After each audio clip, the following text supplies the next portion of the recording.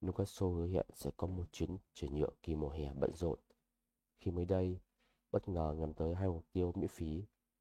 Mùa trước, huấn luyện viên Eddie Howe và dẫn dắt Newcastle giành vé tham dự Champions League sau khi đứng thứ tư trên bảng xếp hạng chung cuộc tại Premier League.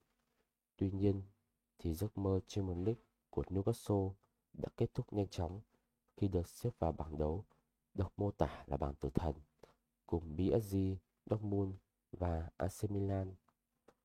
Newcastle hiện đứng thứ 7 trên bảng xếp hạng, kém MU xếp trên đúng một điểm. Trong bối cảnh đó, thì Newcastle đang có những động thái để bổ sung quân số nhằm tăng cường sức mạnh hơn nữa trong kỳ chuyển nhượng mùa hè năm nay.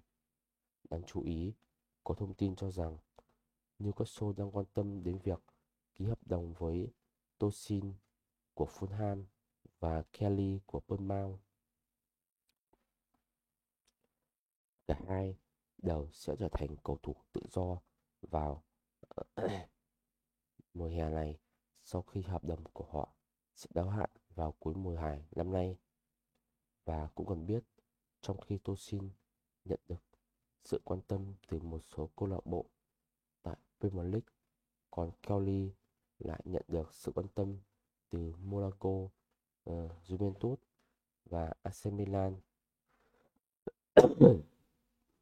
Vì thế thì Newcastle sẽ vấp phải sự cạnh tranh quyết liệt từ các đối thủ trong cuộc đua giành chữ ký của Tosin và Kelly.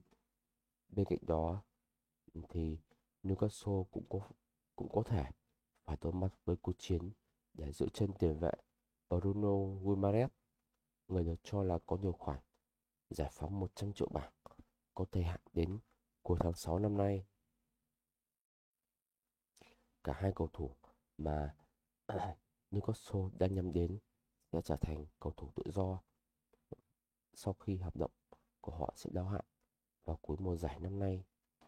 Cũng cần biết, sau khi Tosin nhận được sự quan tâm từ một số câu lạc bộ tại Premier League, còn Kelly lại nhận được sự quan tâm từ Monaco, Juventus và AC Milan.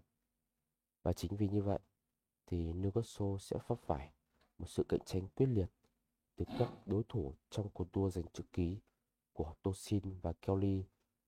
Bên cạnh đó thì Newcastle cũng có thể phải đối mặt với các cuộc chiến để giữ chân tiền vệ Bruno Guimaraes, người được cho là có điều khoản giải phóng 100 triệu bảng có thời hạn đến cuối tháng 6 tới đây.